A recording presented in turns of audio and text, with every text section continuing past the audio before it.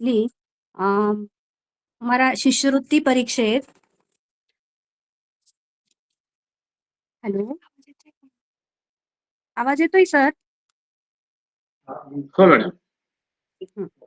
आज आपण इयत्ता 7वी शिष्यवृत्तीमध्ये मराठी विषयातील आकलन ह्या घटकातील सुसंगत वाक्यांचा परिच्छेद हा घटक आज आपण अभ्यासणार आहोत.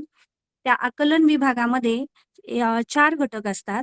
पहिला म्हणजे उतारा, दुसरा कविता, तिसरा म्हणजे सुसंगत वाक्याचा परिच्छेद आणि चौथा संवाद.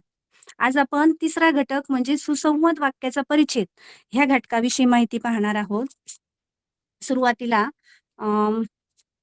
लक्षात घ्या, सुसंगत वाक्याचा परिच्छेद कशाला म्हणायचं हे अगोदर आपण जाणून घेऊयात. आपण बोलतो किंवा लिहितो तेव्हा आपले विचार समोरच्याला नीट समजले पाहिजेत. ह्यासाठी वाक्ये एकमेकांशी संबंधित असणे आवश्यक आहे. अशा परस्पर संबंध असलेल्या वाक्यांच्या समूहाला आपण परिच्छेद म्हणतो. आता आपण परिच्छेद कसा तयार होतो, आपण जेव्हा बाराखडीत अ, आ असं लिहितो, मग त्या अ, आ पासून 2 अक्षरं मिळून शब्द तयार होतो आणि शब्द बनल्यानंतर असा 2 पेक्षा जास्त शब्दांचं वाक्य बनतं आणि 2 पेक्षा जास्त वाक्यांचा परिच्छेद बनतो. म्हणजेच तो सुसंगत वाक्याचा परिच्छेद त्याला म्हणतात. एखाद्या विषयाशी संबंधित किंवा अर्थपूर्ण अशी वाक्ये म्हणजे सुसंगत वाक्ये. एखाद्या विषयावर समजा एखादा विषय दिलेला असतो आणि त्या विषयाबद्दल माहिती सांगितलेली असते. म्हणजे ते परस्पर संबंधित असतात. म्हणजे तो समूह म्हणजे त्याला परिच्छेद म्हणता येईल. आता आपण सुसंगत या शब्दाचा अर्थ पाहूया. सुसंगत हा शब्द म्हणजे नेमकं काय? तर परस्पर संबंध असलेले, एकमेकांशी जुळणारे वाक्य असतात. त्याला म्हणायचं सुसंगत. म्हणजे वाक्य म्हणजे 3 पेक्षा 3 वाक्य असतात. मग ते एकमेकांशी जुळणारे असतात आणि मग ते एकाच विषयाशी संबंधित असतात. परिच्छेद म्हणजे एक मुख्य विषयाभोवती मांडलेला सुसंगत वाक्याचा समूह असतो. अगोदर तुम्ही सर्वांनी 5वीला शिष्यवृत्तीला अभ्यासलंच असेल. तुम्ही त्याच्यामध्ये निर्देशमध्ये घटक होता हा. म्हणजे एक मुख्य विषय असतो. त्या विषयाभोवती मांडलेला सुसंगत वाक्याचा समूह असतो. ही वाक्य एकमेकांना पूरक असतात. म्हणजे ती माहिती सांगणारी वाक्य असतात. यात एकच लक्षात घ्यायचं, मुख्य विषय असतो, तो मुख्य विषय लक्षात घ्यायचा. मग मुख्य विषय ओळखला, की लगेच उत्तर सापडते. मग ही वाक्ये त्या विषयाशी संबंधित असतात. तो विषय जर तुम्ही ओळखला आणि त्या विषयाशी माहिती सांगणारी पुढची वाक्ये असतात. म्हणजे त्या विचारांची त्या वाक्यामध्ये ते विचार सांगितलेले असतात किंवा विषय विषय असतो. त्याच्यामध्ये संलग्नता असते. एका वाक्याचा संबंध दुसऱ्या वाक्याशी येतो. ही सर्व वाक्ये त्या विषयाशी संबंधित असतात आणि त्या विचारांची सलगता असते आणि एकाचा संबंध दुसऱ्याशी असतो. परिच्छेद पूर्ण वाचल्यानंतरच अर्थ समजतो. आज आपण तो सगळं म्हणजे पूर्ण परिच्छेद आपण कसा वाचायचा, मग कसा समजून घ्यायचा, हे सगळं आज आपण पाहणार आहोत. आता एक लक्षात घ्यायचं, परिच्छेद ह्या शब्दाचा अर्थ म्हणजे काय एक लक्षात घ्यायचं. समजा विटांनी बांधलेलं घर आहे. अशा एकसारख्या समजा अशा विटा असतात. ह्या विटांनी बांधलेलं समजा हे घर असतं. मग हे घर बांधायचं ठरलं तर प्रत्येक वीट ही योग्य जागेवर ठेवली पाहिजे. योग्य ठिकाणी जर असेल तर ते घर मजबूत बनतं. त्याचप्रमाणे प्रत्येक वाक्य मग ह्या परिच्छेदमध्ये जे वाक्य असतं त्या वाक्यामध्ये आपल्याला जो रिकामी जागा असते त्या योग्य ठिकाणी जर असेल परिच्छेद सुद्धा सुंदर बनतो. आपण ते उदाहरणाद्वारे पाहणारच आहोत. आता सुसंगत वाक्याच्या परिच्छेदमध्ये 3 वाक्य येतात.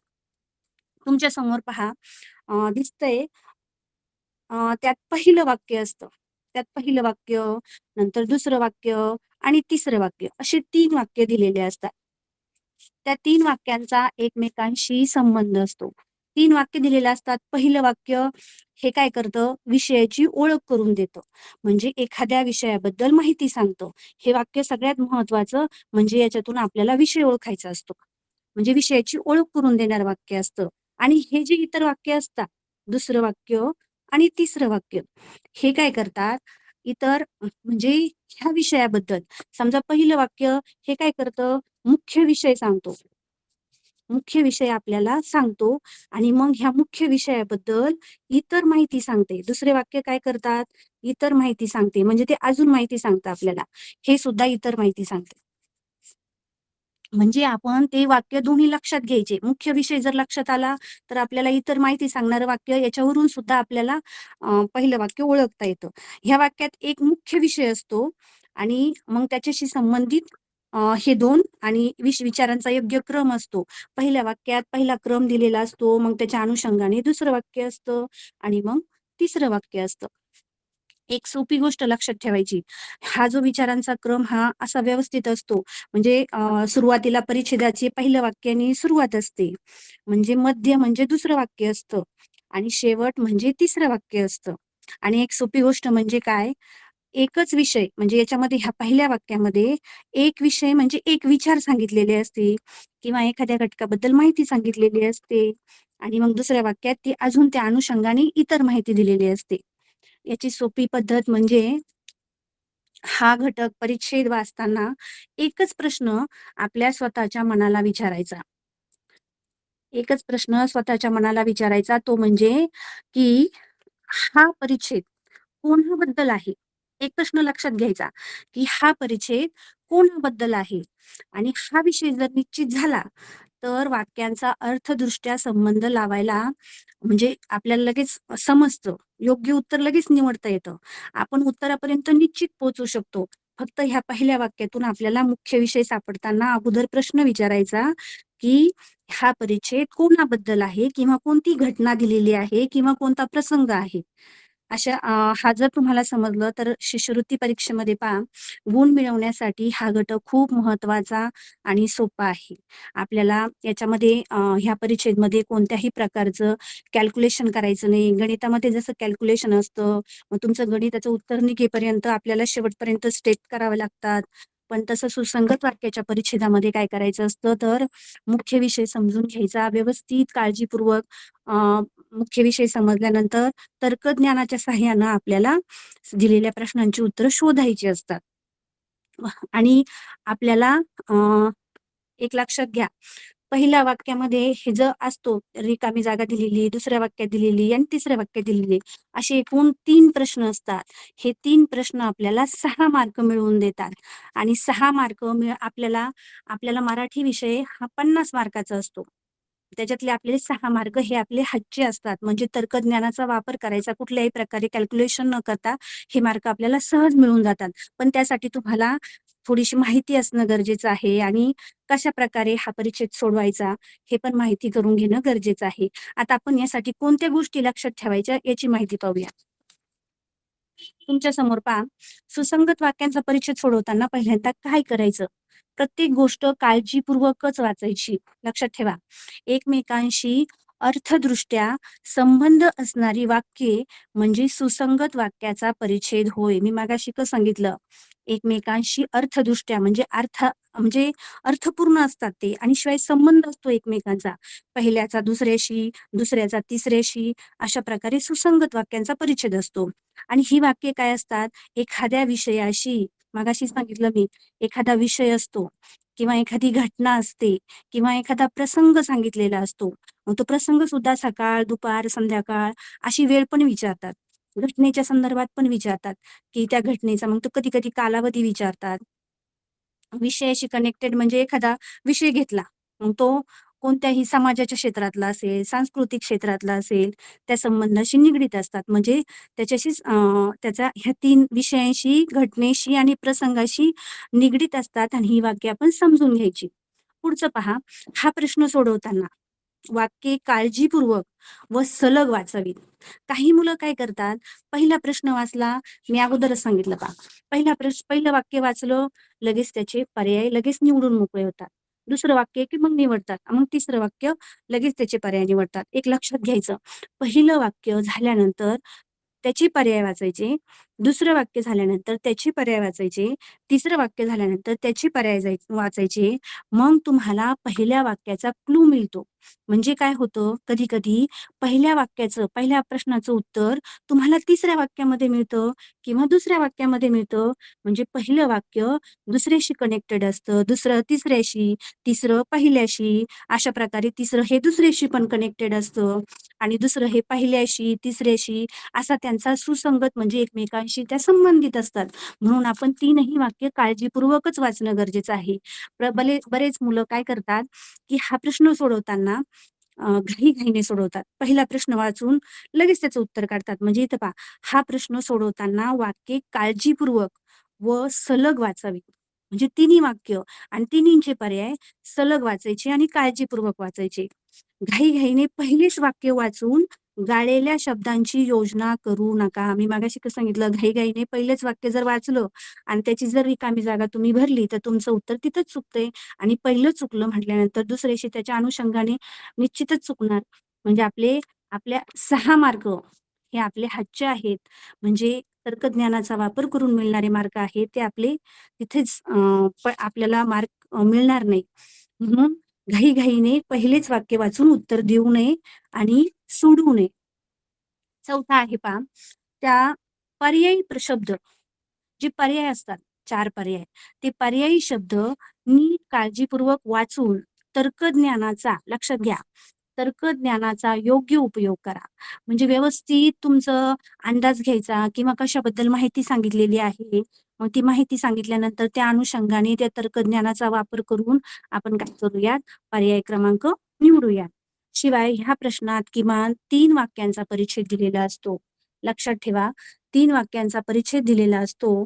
ते 3ही वाक्य आपल्याला काळजीपूर्वक सोडवणं गरजेचं आहे आणि तिन्हींचे पण पर्याय व्यवस्थित काळजीपूर्वक वाचायचे. लक्षात घ्या, आपण जर घाई गडबडीत जर पहिलाच प्रश्न वाचून जर उत्तर दिले, तर ते 100% चुकू शकते. कारण आपण सुरुवातीलाच पाहिलं, पहिलं वाक्य, दुसरं वाक्य आणि तिसरं वाक्य, तिन्ही वाक्य ही एकमेकांशी कनेक्टेड असतात, निगडीत असतात. आता आपण उदाहरण घेऊया. आपण एक पहिलं सुसंगत वाक्याचा परिच्छेद घेऊया, म्हणजे तुमच्या लक्षात येईल कसं सोडवायचे. आता तुमच्या समोर एक परिच्छेद दिलेला आहे पहा. सर्वांना दिसतोय का परिच्छेद? सर्वांना परिच्छेद दिसतोय का? वाचता येतोय का? हो मॅम, दिसतो पण आणि वाचता पण येतो, काही अडचण नाही. Okay, okay. ठीक आहे. हां. आता पहा, आपण परिच्छेद काळजीपूर्वक वाचूयात आणि कसा सोडवायचा ते एकदा अनुभव घेऊया, म्हणजे तुम्हाला लवकर समजेल. आता प्रश्न पहिला पहा तुमच्या समोर आहे. टिंब-टिंब ह्या सणाने मराठी नवीन वर्षाचा प्रारंभ होतो. गुढीपाडवा, मकर संक्रांत, दिवाळी, दसरा. अति घाई करायची नाही. घाई मुलं लगेच उत्तर सांगतात पहा. आता दुसरा प्रश्न पाहूयात आपण. ह्या दिवशी आपण टिंब-टिंब आकाशकंदील लावतो, पतंग उडवतो, दिवे लावतो, गुढी उभारतो. थोडं-थोडं क्लू मिळायला लागलाय पहा. हा सण चैत्र महिन्याच्या टिंब-टिंब येतो. धनत्रयोदशीला, कृष्ण पक्ष प्रतिपदेला, शुद्ध पक्ष प्रतिपदेला, पौर्णिमेला. आता चैत्र महिन्यामध्ये सण येतोय. लक्षात ठेवा, आपला मराठी महिना चैत्रपासून सुरू होतोय आणि चैत्र महिन्यापासून आपला पहिला सण येतो. तुम्हाला सर्वांना माहीत असेल पहा. आठवतंय सगळ्यांना? कोणता सण असेल सांगता येईल? सगळ्यांना सगळ्यांना सांगता येईल. बरोबर. बऱ्याच जणांनी सांगितलंय पहा, गुढीपाडवा. Very good. म्हणजे आपला मराठी सण गुढीपाडवा ह्या मराठी वर्षाचा प्रारंभ होतो. प्रारंभ म्हणजे सुरुवातच त्या सणाने होते. मग ह्या दिवशी आपण काय करतो पहा, निश्चितच गुढीपाडवा म्हणल्यानंतर गुढी उभारतो. आकाशकंदील कधी लावतात तुम्हाला माहीतच आहे. पतंग कधी उडवतात हे पण माहिती आहे. आकाशकंदील आपण दिवाळीला लावतो, पतंग मकर संक्रांतीला उडवतो आणि दिवे लावतो दिवाळीच्या वेळेसच. आता गुढी उभारतो म्हणजे गुढीपाडव्याला आपण सर्वजण गुढी उभारतो. हा चौथा पर्याय होईल. आता तिसरा प्रश्न पाहूयात आपण. हा सण चैत्र महिन्याच्या आता बऱ्याच मुलांना हे माहीत नसेल. मग अशा वेळेस काय करायचं असतं आपल्याला आपले मराठी महिने आणि कोणत्या मराठी महिन्यामध्ये कोणते सण येतात हे पण माहीत असायला हवं. पण कदाचित आता हे बऱ्याच मुलांना माहीत नसेल. मग हे पण थोडं आपल्याला माहीत असणं गरजेचं आहे. आता एक लक्षात घ्या, हा सण चैत्र महिन्याच्या टिंब-टिंब येतो. आता आपण पर्यायवाद पद्धतीने जाऊया म्हणजे. आता धनत्रयोदशीला धनत्रयोदशी तुम्हाला सर्वांना माहीत असेल. दिवाळीच्या अगोदर असते, वसुबारस नंतर आपण धनाची पूजा करतो पहा. आपल्या घरी आई धनाची, आपल्या धान्याची पूजा करते धनत्रयोदशीला, आठवत असेल. म्हणजे हा पर्याय येणार नाही. म्हणजे तो दिवाळीला असतो. आता दुसरा पर्याय म्हणजे कृष्ण पक्ष प्रतिपदा. आता कृष्ण पक्ष प्रतिपदा लक्षात घ्या. याच्यामध्ये प्रत्येक याला हे कृष्ण पक्ष प्रतिपदेला काय होतंय, आपण नेहमीच एखादा ठराविक सण येतोच असं काही नसतं. म्हणजे तो सण नेहमीच एखादा कृष्ण प्रतिपदेला सण येत नसतो. म्हणजे त्याच्यामुळं हे पण पर्याय बाद होईल. नंतर आहे शुद्ध पक्ष प्रतिपदा. लक्षात घ्या, चैत्र सण हा शुद्ध पक्ष प्रतिपदेलाच येतो. पहिला दिवसा शुद्ध पक्ष प्रतिपदेचाच असतो आणि हा जर पर्याय 3 नंबर असता पौर्णिमेचा. आपण पौर्णिमेचा पण विचार करूया. कोणत्याही महिन्याची पौर्णिमा यावर सुद्धा सण अवलंबून नसतो. पण ती पौर्णिमेवर अवलंबून असतो कोणती पौर्णिमा आहे. समजा आषाढ पौर्णिमा असेल तर त्याला गुरुपौर्णिमा म्हणतो आपण, किंवा श्रावण पौर्णिमा असेल तर आपण रक्षाबंधन म्हणू शकतो.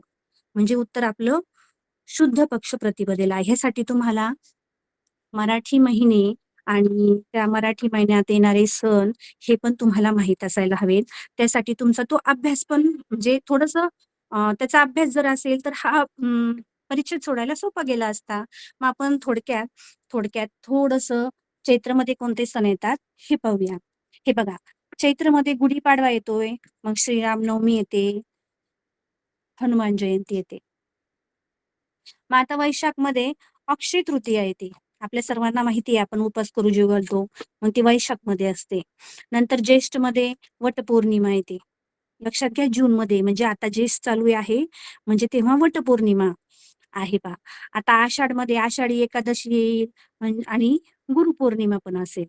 श्रावणमध्ये घेतलं तर रक्षाबंधन येतं, नारळी पौर्णिमा म्हणजेच त्यालाच म्हणतात पहा, आणि बैलपोळा आणि शिवाय श्रावणमध्ये नागपंचमी पण असते पहा. म्हणजे श्रावणमध्ये नागपंचमी पण असते. पुढं आता भाद्रपद. भाद्रपदमध्ये तुमच्या सर्वांना माहीतच आहे, तुमचे आवडते गणपती बसतात म्हणजे गणेश चतुर्थी असते, अनंत चतुर्दशी असते.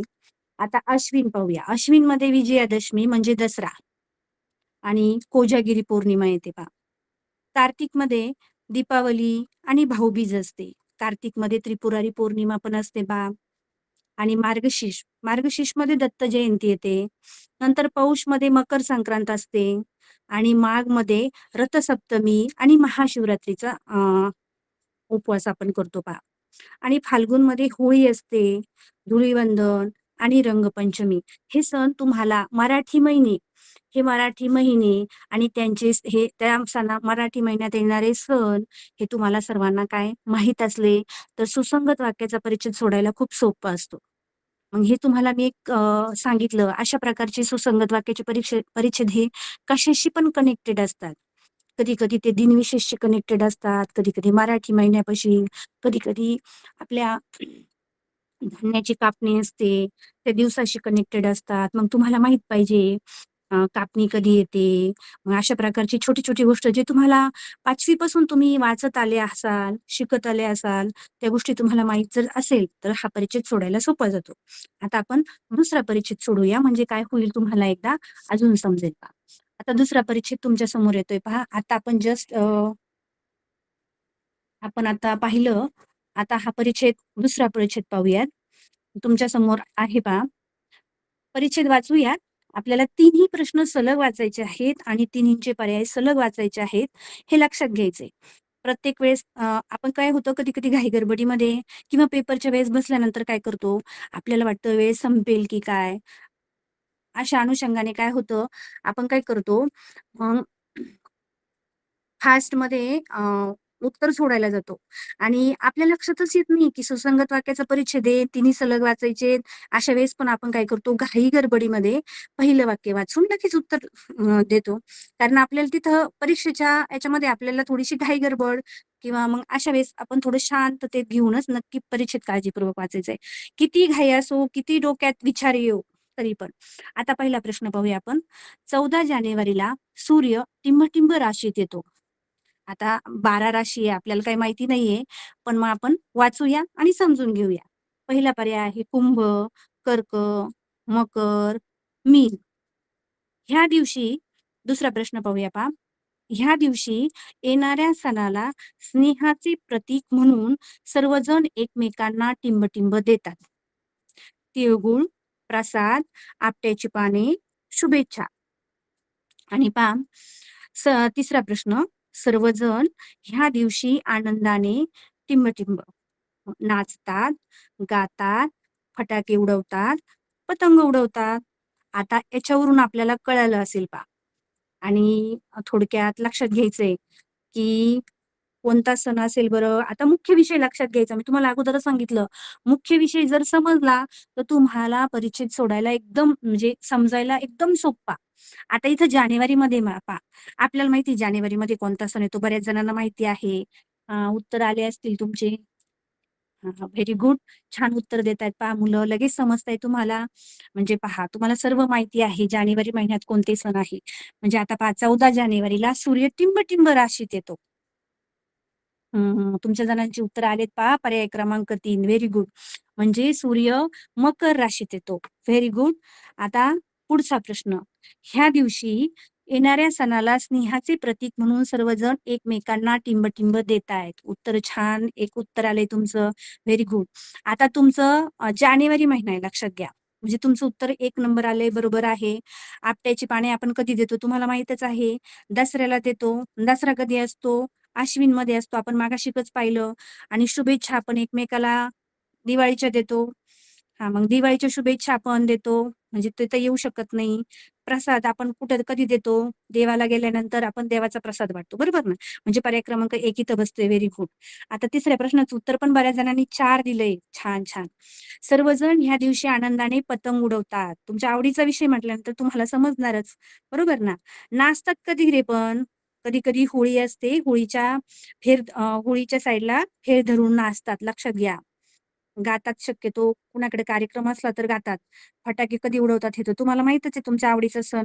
त्याच्यामुळं दिवाळीच्या वेळेस मग इथं आपलं चाललंय फक्त मेन विषय आपला काय लक्षात घ्या. मकर संक्रांत. जानेवारीत आली आपली मकर संक्रांत म्हणजे पतंग उडवतात. म्हणजे तुमचं चौथा पर्याय सुद्धा बरोबर आहे. म्हणजे तुम्हाला खूप छान प्रकारे समजलंय. मी आता थोडेसे सोपे घेतले होते परिच्छेद. आता पुढच्या परिच्छेदमध्ये पाहूया बरं. पण आता आपण परिच्छेद तिसऱ्याकडे वळूया. म्हणजे तुम्हाला ते समजलं पाहिजे आता. आता पहिले 2ही तुम्हाला खूप छान येतात. आता पुढचा परिच्छेद दिसतोय सर्वांना? हं. सर्वांना छान दिसतंय. थोडीशी अक्षरांची साईज परिच्छेद थोडासा मोठा आहे आपला. सगळ्यांना दिसत असेल नक्कीच. दिसतोय ना? हं. हां, हां, हां. ठीक आहे. आता आपण तिसऱ्या परिच्छेदकडे पाहूया. आपल्याला तिसरा परिच्छेद आता आपल्याला काय माहिती असायला हवं, हे या परिच्छेदवरून लक्षात येईल. आता परिच्छेद पहा. डॉक्टर ए-पी-जे अब्दुल कलाम. आपण पहिला प्रश्न वाचायला सुरुवात करूया. डॉक्टर ए-पी-जे अब्दुल कलाम यांचा जन्मदिवस टिंब-टिंब हा वाचन प्रेरणा दिन म्हणून साजरा केला जातो. माहित नाहीये आपल्याला, पण आपल्याला सगळं वाचायचंय. 26 नोव्हेंबर, 11 नोव्हेंबर, 22 एप्रिल, 15 ऑक्टोबर. पुढचा प्रश्न वाचूया. आजच्या डिजिटल युगात विद्यार्थ्यांमध्ये टिंब-टिंब निर्माण करणे हा मुख्य उद्देश असतो. मोबाईलची आवड, वाचनाची आवड, खेळाची आवड, लिखाणाची आवड. ह्या दिवशी शाळा व महाविद्यालयामध्ये विविध टिंब-टिंब आणि वाचन स्पर्धांचे आयोजन करून तरुण पिढीला पुस्तकांशी जोडले जाते. पाठांतर स्पर्धा, लेखन स्पर्धा, ग्रंथ प्रदर्शन, विज्ञान प्रदर्शन. आता थोडंसं डोकं लावूया. विचार करा बरं. आपल्याला उत्तर शोधायचं आहे. बऱ्याच मुलांची उत्तर आले तर का छान. Very good. खूप हुशार आहात तुम्ही सर्वजण. उत्तर पण येतायत भरपूर.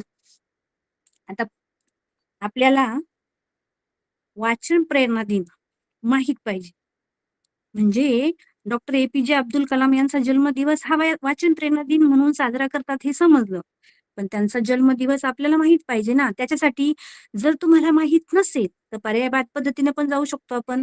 जर तुम्हाला ऑथर माहीत असेल तर. हं. काही-काही मुलांची उत्तरं चुकतायत हां. काहींनी एक उत्तर पण दिलंय. म्हणजे व्यवस्थित काळजीपूर्वक सोडायचंय आपल्याला. म्हणजे बहुतेक मुलांना माहित आहे वाचन प्रेरणा दिन कधी असतो. आता आपण पर्यायवाद पद्धतीने आपण जाऊ शकतो पहा. आता वाचन प्रेरणा दिन डॉक्टर ए.पी.जे. अब्दुल कलाम यांचा जन्मदिवस आहे. आता 26 नोव्हेंबर आपल्याला माहिती आहे आपण आपल्या शाळेमध्ये 26 नोव्हेंबर म्हणजे संविधान दिन, कायदा दिन म्हणून साजरा करतो. बरोबर? म्हणजे हा 26 नोव्हेंबर हा कायदा दिन आहे बाळांनो. हं. किंवा संविधान दिन म्हणतात याला. आता आपण पाहूया 11 नोव्हेंबर. 11 नोव्हेंबर पण माहीत असेल तुम्हाला काही जणांना. 11 नोव्हेंबर हा शिक्षण दिन म्हणून साजरा करतात. शिक्षण दिन हां. शिक्षक दिन नाही. शिक्षण दिन. अ, अबुल कलाम आझाद यांचा जो दिवस आहे तो शिक्षण दिन म्हणून साजरा करतात पहा. आता तिसरा जो आहे तो 22 एप्रिल. हा पण माहीत पाहिजे तुम्हाला. काही जणांनी 3 उत्तर दिलंय बाळांनो. 3 उत्तर चुकीचं आहे. 22 एप्रिल हा वसुंधरा दिन आहे. लक्षात घ्या. वसुंधरा दिन म्हणून साजरा करतात. आणि उरला आपला चौथा पर्याय 15 ऑक्टोबर हा म्हणजे वाचन प्रेरणा दिन. लक्षात घ्या. आता काहींना माहीत नसेल इट्स ओके. पण पुढच्या वेळेस काय करायचं, आपण दिनविशेष वाचून घ्यायचे. म्हणजे सुसंगत वाक्याच्या परिच्छेदला दिनविशेष पण माहिती पाहिजे. कारण कुणाची पण जयंती पण विचारतात, की आमच्या शाळेमध्ये ही जयंती साजरी करण्यात आली. तिची तारीख विचारतात. मग तुम्हाला दिनविशेष माहीत असेल तर सुसंगत वाक्याचा परिच्छेद तुम्ही बिनधास्त सोडू शकता ना. आता पुढच्या पर्यायाकडे जाऊया. ठीक आहे, काहींचं चुकलंय काही हरकत नाही. म्हणजे पर्याय क्रमांक 4 उत्तर आपल्याला मिळाले. आता पुढचं पाहूया आपण. आजच्या डिजिटल युगात विद्यार्थ्यांमध्ये टिंब-टिंब निर्माण करणे हा मुख्य उद्देश असतो. पहा बरं का. आजच्या डिजिटल युगात विद्यार्थ्यांमध्ये आता आपण विषय पहा आपल्याला माहित झालाय वाचन प्रेरणा दिनाचा विषय आहे अब्दुल कलाम यांचा जन्मदिवस बरोबर ना तो 15 ऑक्टोबरला हा विषय माहित झाला पहिल्या वाक्यावरून आपल्याला समजलंय. मग आजच्या डिजिटल युगामध्ये काय आहे विद्यार्थ्यांमध्ये आपल्याला काय निर्माण करायला पाहिजे रे डिजिटल युग आहे आजचं तुम्हाला माहिती आहे तुम्ही मोबाईल टीव्ही पाहता बरोबर ना तुमच्यामध्ये काय निर्माण करणं गरजेचं आहे याचा उद्देश लक्षात घ्या. आता मोबाईलची आवड सगळ्यांनाच मोबाईलची आवड आहे पण हा उद्देश असेल का रे विद्यार्थ्यामध्ये तुम्हाला मोबाईलची आवड, टीव्हीची आवड हे तर असू शकत नाही. कारण वाचन प्रेरणा दिन आहे ना, म्हणजे पर्याय क्रमांक हा बाद झाला. पुढे जाऊया. वाचनाची आवड. आता वाचन प्रेरणा दिन आहे म्हटल्यानंतर वाचनाची प्रेरणा घेणारा दिवस आहे म्हणजे निश्चितच पर्याय क्रमांक 2 असेल. बऱ्याच मुलांनी उत्तर दिलेत पहा. म्हणजे बऱ्याच मुलांनी उत्तर दिले. दुसरा पर्याय व्हेरी गुड. आता तिसरं पाहूया आता खेळाची आवड. खेळाची आवड निर्माण करण्यासाठी आपण क्रीडा स्पर्धा घेतच असतो. पण वाचन प्रेरणा दिन हा वाचनाची आवड निर्माण करण्यासाठी आहे. लिखाणाची पण नाही. म्हणजे पर्याय क्रमांक 2 आपल्याला इथेच सापडलं.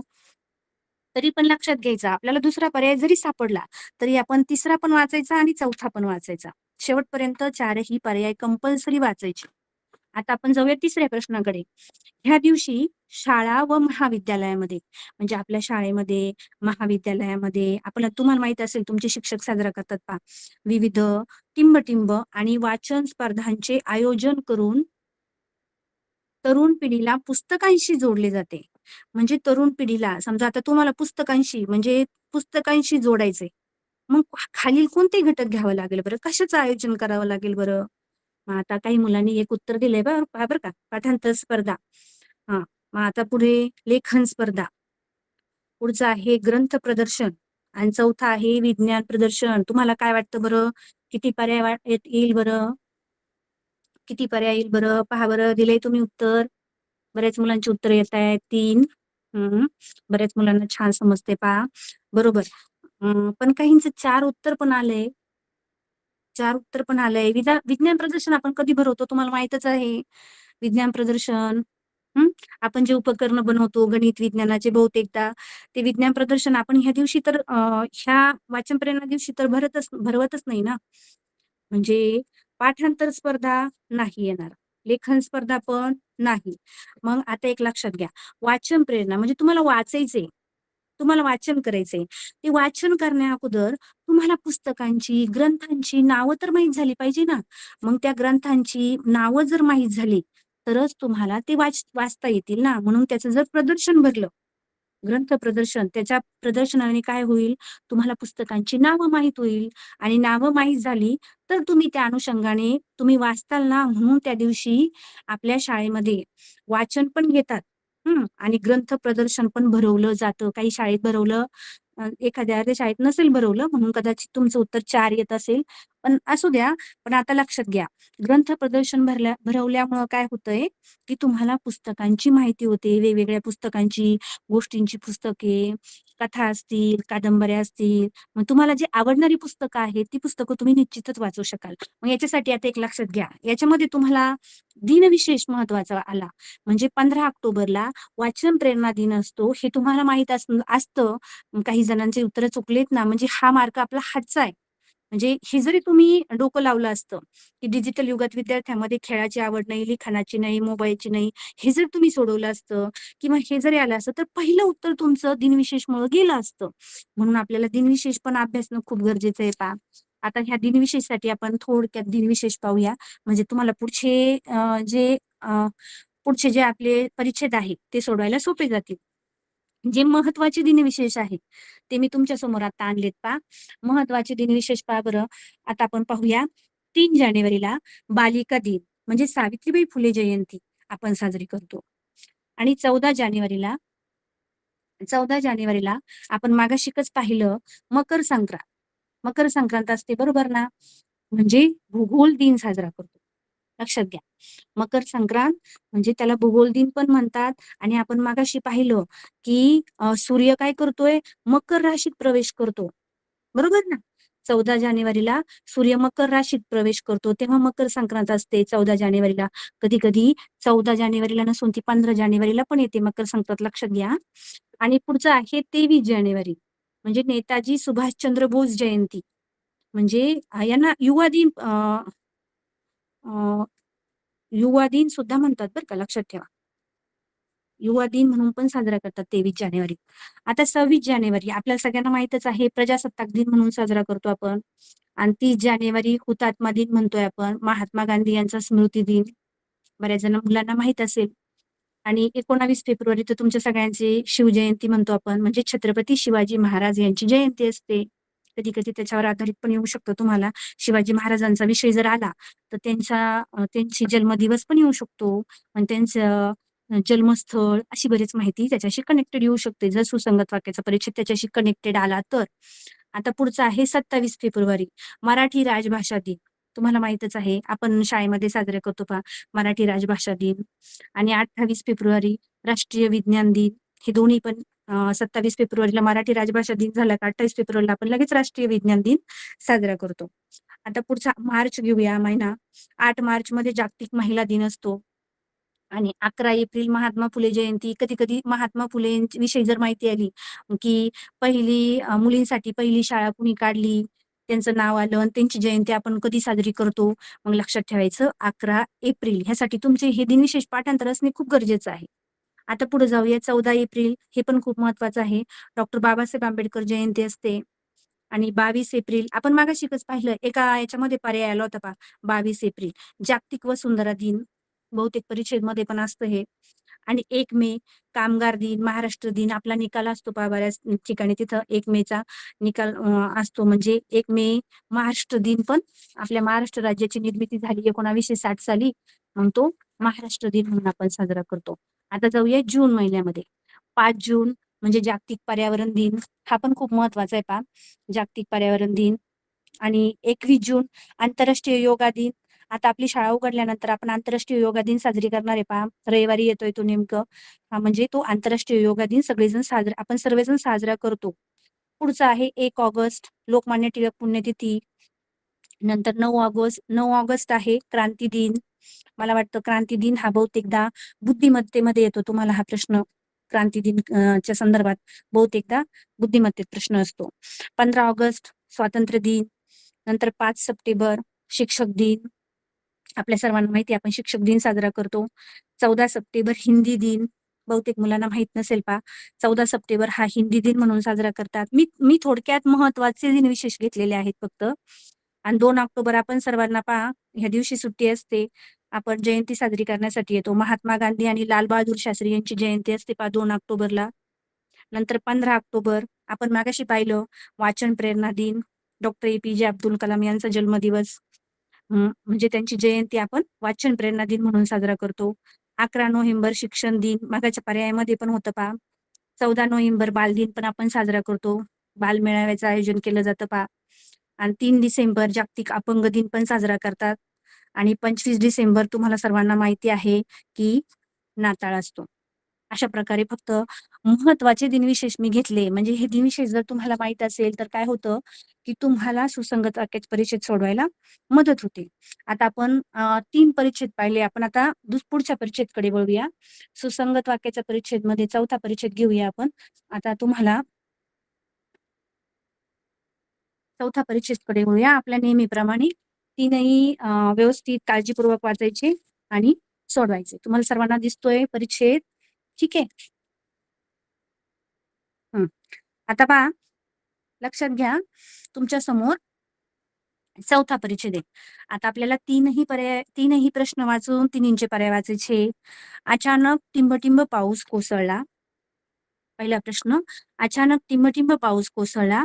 पहिला पर्याय मोसमी, दुसरा अवकाळी, तिसरा मृग नक्षत्राचा, चौथा हस्त नक्षत्राचा. त्यामुळे जगाचा पोशिंदा टिंब-टिंब सुखावला, हवालदिल झाला, आनंदाने नाचू लागला, कंठशोष करू लागला. तिसरा जो आहे, शेतीची अपरिमित झालेली हानी पाहून शासनाने त्यांना टिंब-टिंब मदत केली. रेखीव, भरीव, भौतिक, भावनिक. आता आपल्याला बऱ्यापैकी कल्पना आली असेल, कोणाबद्दल माहिती दिलीये, नेमकं काय दिलीये. आता एक लक्षात ठेवा. तिसरा पर्याय काय सांगतोय? झालेली अपरिमित हानी. हानी झालेली म्हणजे पाऊस कसा असेल? पहिल्या पर्यायाकडे जाता येते आपल्याला. आणि शेतीच्या संदर्भात आहे. म्हणजे थोडक्यात आता आपण अ, शेतीच्या संदर्भात आहे. म्हणजे पाऊस आलेला आहे. तो पाऊस कसा असेल? इथं हानी झालेली आहे. आणि हानी झाल्या म्हणलं जगाचा पोशिंदा कसा झाला असेल? आपण परत पहिल्या प्रश्नाकडे जाऊया. आता पहा, अचानक टिंब-टिंब पाऊस कोसळला. आता तुमचे उत्तर यायला पाहिजे. आता आपण उत्तर पाहूया. पहिल्या प्रश्नाचं उत्तर, अचानक टिंब-टिंब पाऊस कोसळला. आता इथं तुमचं उत्तर 2 यायला सुरुवात झालीये. Very good. बऱ्याच मुलांचं 2 येतंय. पण एका मुलाने 4 दिले. 4 उत्तर ठीक आहे. आपण पाहूया. स्पष्टीकरणासह प्रत्येक पर्यायाचं उत्तर पाहूया. अचानक टिंब-टिंब पाऊस आला. अचानक पाऊस आलाय पहा. मोसमी पाऊस पहिला पर्याय मोसमी. मोसमी पाऊस अचानक येईल का? नाही. लक्षात घ्या. मोसमी पाऊस म्हणजे यालाच मान्सून पाऊस म्हणतात. लक्षात ठेवा. मान्सून पाऊस म्हणजे जून ते सप्टेंबरमध्ये येतो हा. हा जून ते सप्टेंबरमध्ये येतो. तो मोसमी म्हणजे कोणत्याही अवेळी येत नाही. जून ते सप्टेंबरमध्ये तो पाऊस असतो. ह्या दरम्यान तो येतो आणि भारतातील बहुतेक शेती ही मोसमी पावसावर अवलंबून असते. आता एवढं तुम्हाला डिटेल म्हणजे मी स्पष्टीकरण करून सांगते म्हणजे लक्षात यायला सोपं जाते म्हणून. म्हणजे मोसमी पावसावर आपल्या भारतातील बहुतेक शेती ही मोसमी पाण्यावर अवलंबून असते. आणि आता पुढचं जाऊया, अवकाळी. पुढचा पर्याय. अवकाळी म्हणजे अनपेक्षित वेळी येणारा, म्हणजे अपेक्षा नसताना. अवकाळी म्हणजे तो पावसाळा सोडून इतर उन्हाळा आणि हिवाळ्यामध्ये अचानक येणारा. लक्षात ठेवा. अवकाळी म्हणजे उन्हाळा आणि हिवाळ्यात. म्हणजे उन्हाळ्यात किंवा हिवाळ्यात याच्यामध्ये अचानक पडणारा पाऊस आहे हा. म्हणजे ऋतुबाह्य पाऊस. अनपेक्षित वेळी पडणारा, अचानक येणारा. लक्षात ठेवा. म्हणजे मनी ध्यानी नसणारा असा हा अचानक येणारा म्हणजे हा अवकाळी पाऊस आहे. आता पुढे जाऊया मृग नक्षत्राचा. हं. अचानक येणारा पाऊस म्हणजे आपल्याला इथं उत्तर सापडलेले बाळांनो. तरी मी तुम्हाला तिसऱ्या प्रश्नाचं स्पष्टीकरण करून सांगते. आता मृग नक्षत्राचा तिसरा पर्याय काय आहे आपल्याकडं? मृग नक्षत्राचा. मृगाचा पाऊस म्हणजे पेरणीचा पाऊस असतो. म्हणजे शेतकरी राजा काय करतो? मृगाच्या पाऊस येण्याच्या कालावधीमध्ये काय करतो? पेरणी करतो. म्हणजे पेरणीची तयारी करतो. म्हणजे हा मृग नक्षत्राच्या पावसामुळं म्हणजे पेरणीच्या वेळेस तो पेरणीची तयारी करते आणि हा पाऊस येतो. पुढचा पर्याय आहे हस्त नक्षत्राचा. हस्त नक्षत्राचा पाऊस हा उलट शेतकरी आनंदित होतात आणि पिकाचं उत्पादन छान होतं. भरपूर पाऊस झाल्यामुळे तो भरपूर चांगलं उत्पादन झाल्यामुळे पण शेतकरी समाधान होतो. हस्त नक्षत्राच्या पावसामुळं आणि शेतीसाठी हा लाभदायक असतो लक्षात ठेवा. शेतीसाठी हस्त नक्षत्राचा पाऊस आला आणि तुम्ही एक म्हण ऐकली असेल ना, "हस्त बरसे मस्त" अशी म्हण आहे पहा. "हस्त बरसे मस्त" म्हणजे हा पाऊस छान असतो शेतकऱ्यांसाठी म्हणून अशी म्हण वापरतात पहा. म्हणजे हा पाऊस शेतकऱ्यासाठी लाभदायक असतो आणि मृगाचा म्हणजे पेरणीचा असतो. मोसमी म्हणजे जून ते सप्टेंबरमध्ये येतो. अवकाळी म्हणजे उन्हाळा आणि हिवाळ्यात येतो. पावसाळ्यात न येता म्हणजे अचानक अनपेक्षित आलेला पाऊस. मग अचानक कोणता पाऊस येईल? अवकाळी. बऱ्याच मुलांनी उत्तर दिले पहा. पर्याय क्रमांक 2 तुमचं बरोबर आहे. आता आपण दुसऱ्या प्रश्नाकडे जाऊया. तुम्हाला जरी उत्तर येत असेल ना, तर स्पष्टीकरण समजून घ्या म्हणजे तुम्हाला पण काय होईल, सोपं होईल उत्तर काढायला. आता दुसऱ्या पर्यायाकडे जाऊया आपण. त्यामुळे जगाचा पोशिंदा टिंबटिंब.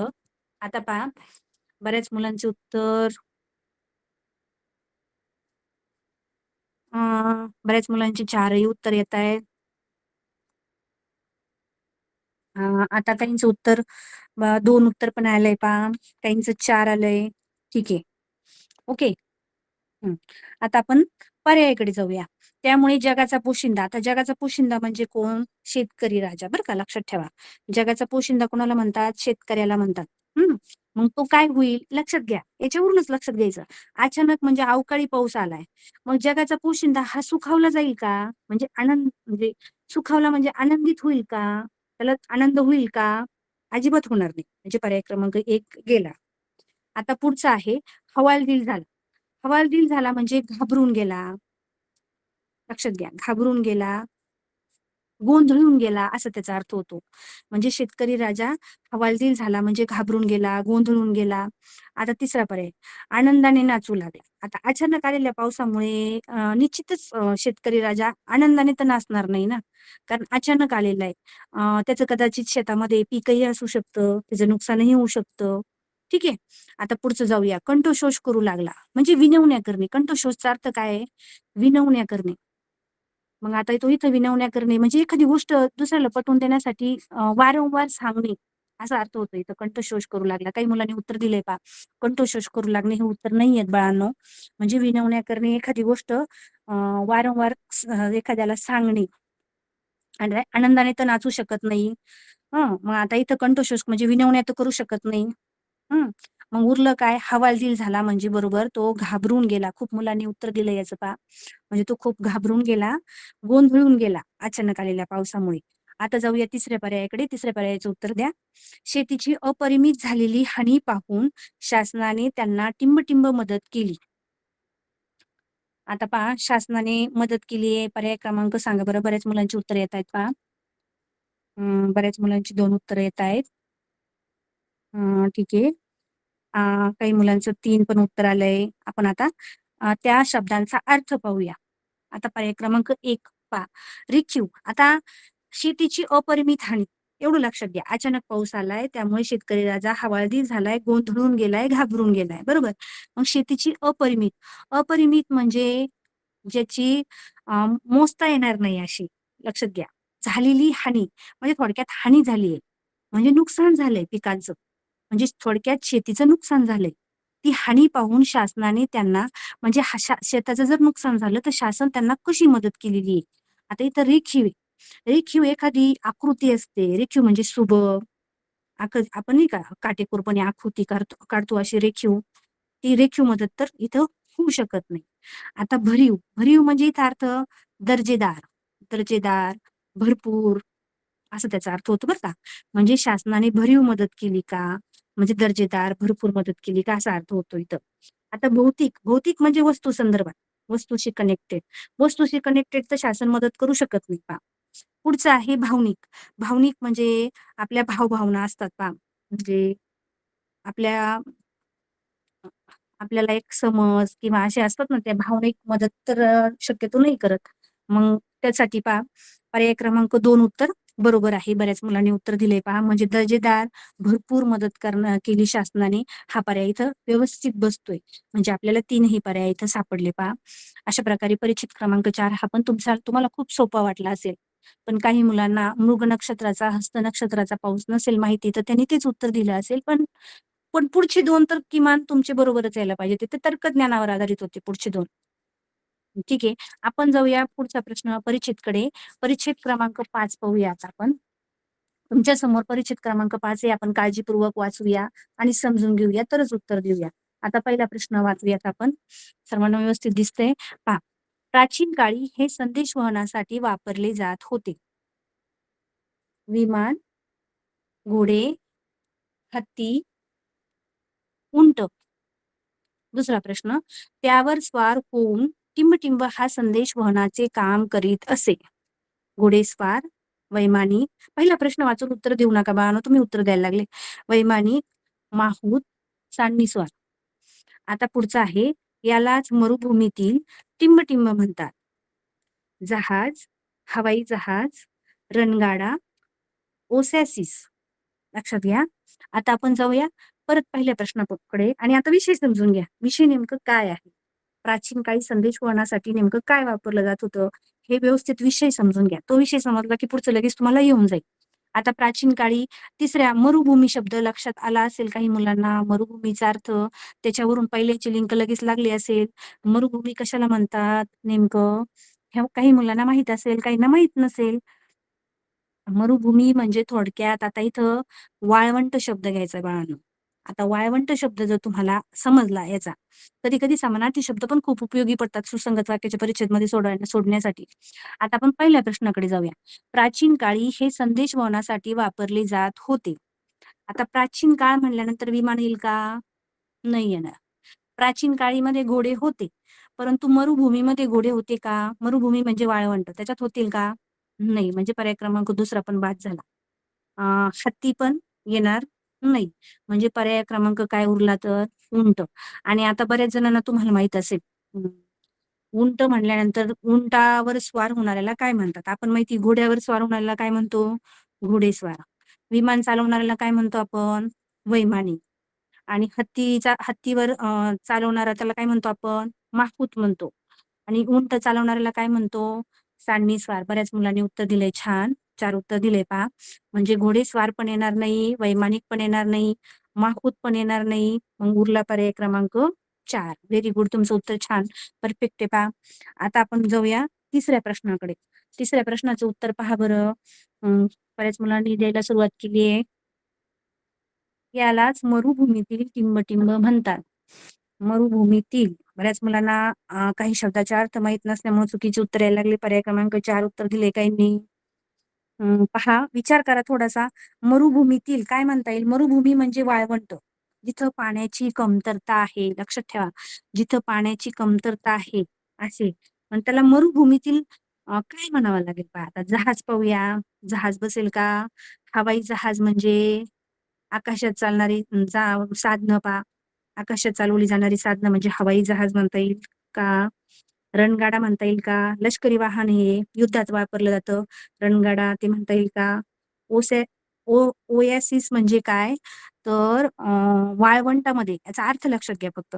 वाळवंटात जी हिरवळ असते, वाळवंटामध्ये जी हिरवळ असते किंवा पाणी असलेला भाग. पाण्याची कमतरताच असते, पण थोड्या ठिकाणी हिरवळ आणि पाणी असते. त्या ठिकाणाला म्हणतात. ह्या ठिकाणाला काय म्हणायचंय? ओएसिस म्हणायचंय. लक्षात घ्या.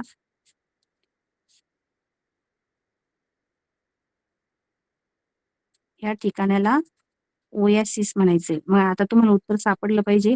त्या ठिकाणाला म्हणायचंय, पण यालाच मरुभूमीतील ओएसिस नाही म्हणता येणार. त्या ठिकाणाला नाव दिलेलं आहे ते. यालाच मरुभूमीतील पर्याय क्रमांक उत्तर कुठे? बऱ्याच मुलांचं 1 पण आलंय पहा. बरोबर. पर्याय क्रमांक 1 इथे बसेल. मरुभूमीतील जहाज म्हणायचे. कुणाला? उंटाला. लक्षात ठेवा. मरुभूमीतील जहाज हे उंटाला म्हणायचंय. हवाई जहाज म्हणता येणार नाही. रणगाडा पण म्हणता येणार नाही. कारण आपण लष्करी साधन आहे ते युद्धामध्ये वापरतात ते. आणि ओएसिसचा अर्थ तुम्हाला बऱ्याच मुलांना माहीत नव्हता म्हणून त्याचे पण उत्तर 4 बऱ्याच मुलांनी दिलं होतं पहा.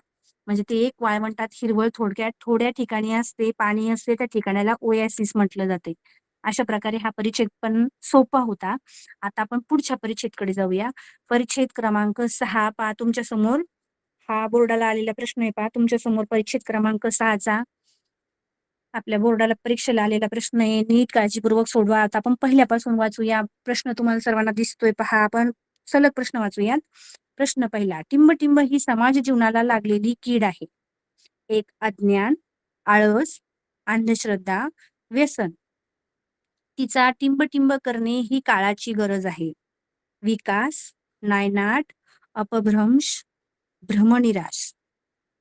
कारण आजची तरुण पिढी तिच्या आहारी गेल्यानं टिंबटिंब उत्कर्षाकडे निघाली आहे, अधोगतीकडे निघाली आहे, सुसंस्कारित झाली आहे, रोमहर्षित झाली आहे. आता तुम्हाला तिसऱ्या प्रश्नावरून कळालं असेल पहा. आजची तरुण पिढी कशाच्या आहारी गेली आहे. आहारी शब्दाचा अर्थ समजला तर पहिला प्रश्न लगेच सोडवता येतोय. बऱ्याच मुलांना कळालं असेल पहा. आहारी शब्दाचा अर्थ उत्तर यायला सुरुवात झालीये. पहिल्या प्रश्नाचं उत्तर पहा. काही मुलांनी 2 उत्तर दिलंय, काहींनी 4 उत्तर दिलंय. म्हणजे विचार करायला सुरुवात केली तुम्ही. पण थोडंसं आहे ना, तर्कज्ञानाचा वापर करायचा थोडंसं बाळांनो. आता बघा ही समाज जीवनाला लागलेली कीड आहे. लक्षात घ्या. काही मुलांनी 3 उत्तर पण दिले. आता समाज जीवनाला लागलेली कीड, कीड म्हणजे एखादी घातक गोष्ट. लक्षात ठेवा.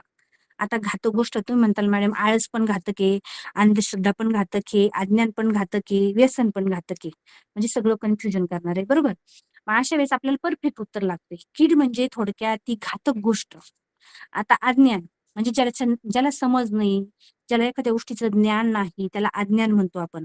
अज्ञान हा प्रगतीतला अडथळा म्हणू शकतो. समाज जीवनाला लागलेला म्हणजे समाज जीवनामध्ये असलेला हा अडथळा आहे बाळांनो, अज्ञान. बरोबर? म्हणजे ती कीड नाही म्हणता येणार. आता आळस. आता आपण काय म्हणतो, आपण तुमच्या घरचे पण कधी-कधी शब्द वापरत असतील. आळस हा माणसाच्या प्रगतीचा किंवा माणसाचा शत्रू आहे म्हणतो आपण. हं. प्रगतीचा शत्रू म्हटलं तरी चालतं त्याला. हं. म्हणजे आळस हा आपला शत्रू आहे. प्रगतीच्या कामामध्ये अडथळा आणतो म्हणतो शत्रू आहे. बरोबर? अंधश्रद्धा ही समाज जीवनाला अनिष्ट प्रथा म्हणू शकतो तिला. अनिष्ट प्रथा किंवा अ, कुप्रथा म्हटलं तरी चालतं. म्हणजे वाईट प्रथा. बरोबर ना? ही कीड नाही म्हणता येणार बाळांनो. अंधश्रद्धा म्हणजे थोडक्यात जुने लोक प्रत्येक अंधश्रद्धा पाळत होते. एखाद्याला गोष्टीचं जर पूर्वीच्या काळी अंधश्रद्धा खूप मोठ्या प्रमाणावर काही जर एखाद्या मुलगा आजारी पडला, तर त्याला दवाखान्यात न नेता त्याला देवाकडे म्हणजे देवाच्या पाया पडायला न्यायचे. ती अंधश्रद्धा म्हणतात त्याला. म्हणजे ही वाईट प्रथा. म्हणजे समाज जीवनाची ही कुप्रथा म्हटलं तरी चालेल. म्हणजे ती कीड नाही म्हणता येणार. मग आता राहिला चौथा पर्याय व्यसन. मग ही मात्र कीड होऊ शकते समाज जीवनाला लागलेली. कारण आताची मुलं, तरुण पिढी बरेच जण व्यसनाच्या आहारी गेलेली. ती समाज जीवनाला लागलेली कीड आहे बाळांनो. म्हणजे पर्याय क्रमांक 4 इथं सापडला.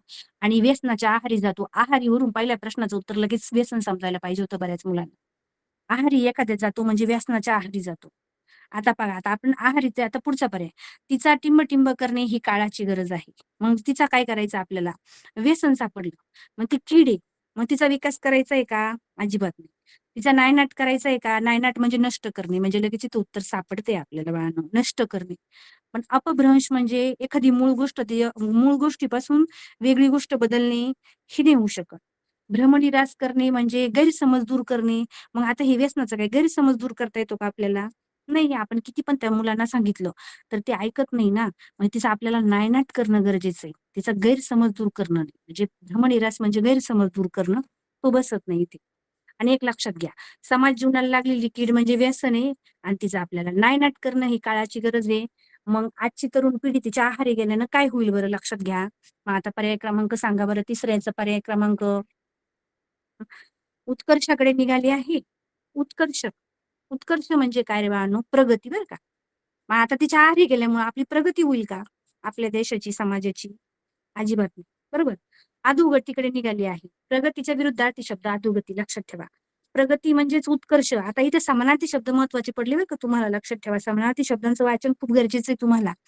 म्हणजे प्रगतीच्या विरुद्धार्थी अधोगती. अधोगती म्हणजे इथं प्रगती थांबलेली आहे थोडक्यात. आपला अ, अधोगतीकडे निघालेले आहे त्याच्यामुळे आपण व्यसनाच्या आहारी गेल्यामुळे म्हणजे पर्याय क्रमांक 2.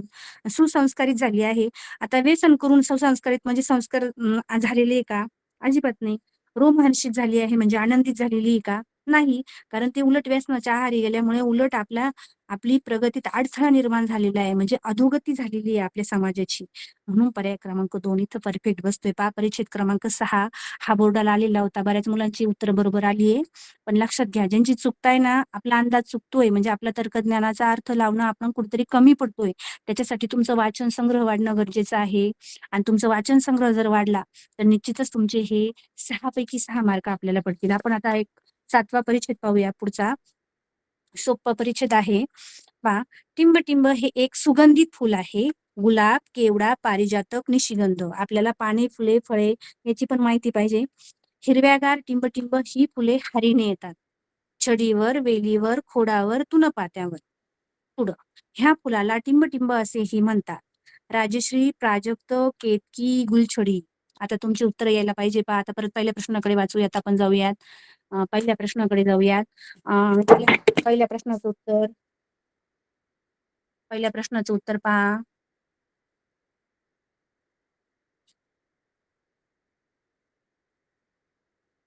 तुमच्या समोर टिंब हे एक सुगंधित फूल आहे. गुलाब, केवडा, पारिजातक, निशिगंध. पर्याय क्रमांक सांगा बरं उत्तर. बऱ्याच मुलांचं यायला सुरुवात झालीये. काही मुलांनी 3 सांगतायत उत्तर. सुगंधित फुल तर सगळेच आहे. बरोबर. तुमचं उत्तर काही चुकीचं नाही. पण एक लक्षात घ्या, दुसऱ्या याच्यावरून किंवा तिसऱ्यावरून लगेच आपल्याला कळतंय पहा. म्हणजे हे लक्षात यायला हवं. लक्षात ठेवा, आता आहे ना, हे 4ही फुलं आपले सुगंधित आहे. 3 उत्तर आले बऱ्याच मुलांचं. काही मुलं 4 उत्तर पण देतायत. बरोबर. पण आपण पर्यायाकडून जाऊया. गुलाब हे पण सुगंधित आहे, लक्षात ठेवा. गुलाब हे पण सुगंधित असतं. ठीक आहे. आता केवडा, केवडा हा आपण अतिशय सुगंधित असतो. लक्षात ठेवा. अतिशय सुगंधित असतो. आता पुढचं पारिजातक. तुम्हाला माहिती आहे, पारिजातक हे सुद्धा सुगंधित असतंय. आता पाहूया निशिगंध. याचा तीव्र सुगंध असतो, लक्षात ठेवा. तीव्र म्हणजे खूप सुगंध असतो. हे 4ही मध्ये जर आपल्याला जर लावायला लावलं, जर पर्याय निवडायला लावलं, तर सगळ्यात परफेक्ट इथं निशिगंध बसतो पहा. एक सुगंधित. आणि दुसऱ्या आणि तिसऱ्या पर्यायावरून लगेच आपल्याला कळतं. हिरव्यागार टिंब फुले ही हरिणे. हरिणे म्हणजे ओळीने येतात पहा, एका खाली एक. याच्यावरून पण तुम्हाला ओळखायला पाहिजे होतं. आता हिरव्यागार कशावर? आता छडीवर, वेलीवर, खोडावर, तृणपात्यावर. आता एक लक्षात घ्या, छडीवर म्हणजे अशी सरळ अशी अशी जी असते पहा, ती छडी म्हणजे छडीसारखी सरळ लांब असती ती छडी. त्या छडीवर फुलं येतात किंवा वेलीवर येतात की खोडावर येतात की तृणपात्यावर येतात. छडीवर शक्यतो आता हे निशिगंध आहे पहा. निशिगंध छडीवरच येतो. बऱ्याच मुलांना माहित असेल पहा. त्याची अशी लांब अशी दांडी असते, अशी मोठी, आणि त्याच्यावर अशी फुलं येतात पहा. अशी वरती अशी छडीसार याच्यावर फुलं येतात. खूप सुगंधित फुलं असतात पहा. ही छडीवर फुलं येतात. वेलीवर असतं तर जाई-जुई येतं, तुम्हाला माहीतच आहे. खोडावर म्हणल्यानंतर खोडावर येतं तर ते सूर्यफूल येतं, झेंडू येतं. बरोबर. आणि तृणपात्यावर म्हटल्यानंतर आपल्या ज्वारीचं कणीस असतं पहा. ज्वारीचं, गहूचं असतं पहा. ते तृणपात्यावर येतं. ज्वारी, गहू, बाजरीचं किंवा मग तांदूळ हे तृणपात्यावर येणार. म्हणजे इथं आपल्या छडीवर उत्तर बरोबर बसतं पहा. आणि निशिगंधाला काय म्हणतात तुम्हाला माहीतच असेल. ह्या फुलाला टिंब असेही म्हणतात. राजश्री, प्राजक्त, केतकी, गुलछडी. आता तुम्हाला फुलांची नाव पण माहित पाहिजे बाळांनो. एक लक्षात घ्या. आता राजश्री, राजश्री गुलाबाला म्हणतात. त्याचा राजशाही थाट असतो, त्याचा सुगंध, त्याच्यामुळे त्याला राजश्री म्हणतात. शिवाय त्याला संस्कृतमध्ये कर्णिका पण म्हणतात बरं का, लक्षात ठेवा. आणि शिवाय आता प्राजक्त. पारिजातकाच्या फुलांना आपण प्राजक्त म्हणतो, लक्षात ठेवा. पारिजातकाची जी फुलाचा सुगंध असतो ना, नाजूक कोळी फुलं असतात पहा ती प्राजक्ताची. त्या पारिजातकालाच प्राजक्ताची फुलं म्हणतो आपण. आता पुढे केतकी. केतकी म्हणजेच केवड्याची फुलं. जर तुमचं एक लक्षात घ्या, तुमचं जर याच्यातलं उत्तर जर गुलाब असतं, तर तुम्हाला त्याचं राजश्री उत्तर माहित असतं तर तुम्ही हे केलं असतं. लक्षात घ्या. पारिजातकाचं तुम्हाला प्राजक्त माहित असेल तर तुम्ही हे जर इथं केलं असतं, तर इथला पण पर्याय चुकला असता तुमचा. तुम्ही जर इथं केवडा केलं असतं, तर तुम्हाला माहित असतं समजा केतकी म्हणतात केवड्याला, तर तुमचं हे पण उत्तर चुकलं असतं. केवड्या, केतकीच्या फुलांनाच आपण केवडा म्हणतात पहा. पारिजातकाला प्राजक्त म्हणतो आणि निशिगंधाला म्हणतो गुलछडी. आणि मग ते गुलछडी म्हणजे छडीवर असतं पहा. छडीसारखं असं लांब असते दांडी त्याची, लांब दांडी असलेलं. अशा प्रकारे. आपण आता परिच्छेद क्रमांक 7 पर्यंत आलो होतो पहा. आपले भरपूर परिच्छेद झाले आणि तुम्हाला आवश्यक असलेली सर्व माहिती मी दिली आहे, समजावून सांगितली. तुमच्याकडे असलेल्या पुस्तकातले तुम्ही काय करायचे, आज सगळे सुसंगत वाक्याचे परिच्छेद मग सगळे सोडून टाकायचे आणि समजून घ्यायचे, सलग वाचायचे आणि समजून घ्यायचे. ठीक आहे? आणि जर दुसऱ्या किंवा तिसऱ्या वाक्यावरून आपण काय करायचं, अंदाज लावायचा, तर्कज्ञानाचा वापर करायचा आणि समजून घ्यायचं. लक्षात घ्या, तुम्ही जास्तीत जास्त सराव केला तर तुमचाच फायदा आहे.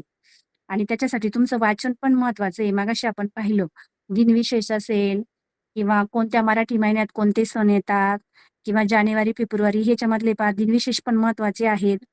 अजून आपण बरेच पाहिले, म्हणजे सगळ्या क्षेत्रातले प्रश्न याच्यात टाकू शकतात. सांस्कृतिक क्षेत्रातले असेल, दिनविशेषचे किंवा मग समाजाचे. आपण पाहिलं ना समाजाची कीड तो एक पाहिला. म्हणजे अशा प्रकारचे सगळे प्रश्न याच्यात टाकू शकतात. आपण काय करायचं बाळांनो, असं वाचन वाढवायचं आणि समानार्थी शब्द मेन महत्वाचे. समानार्थी शब्द पण माहीत पाहिजे तुम्हाला. कशाला काय म्हणतात आणि वाक्प्रचार पण आले होते पहा.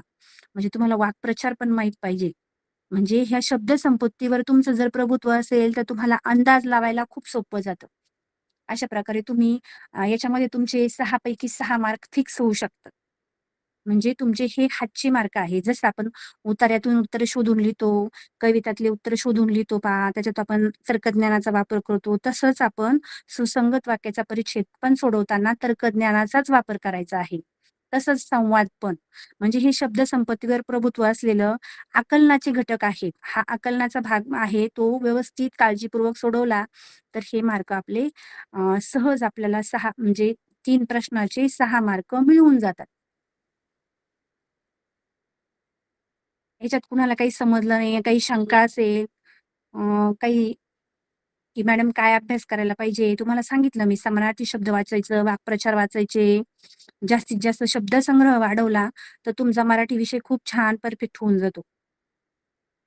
ठीक आहे? आता आपला पुढचा परिच्छेद पूर्ण होणार नाही, म्हणून मी पुढचा परिच्छेद घेत नाही. आपण पुढचा परिच्छेद पुढच्या तासाला घेऊया. ठीक आहे? अशा प्रकारे आपण पुढचा परिच्छेद समजून घेऊयात पुढच्या तासाला. सर हो मॅडम. हो, हो. पुढचा परिच्छेद होणार नाही सर, मग इथेच थांबूयात. हो चालेल मॅडम. Okay madam.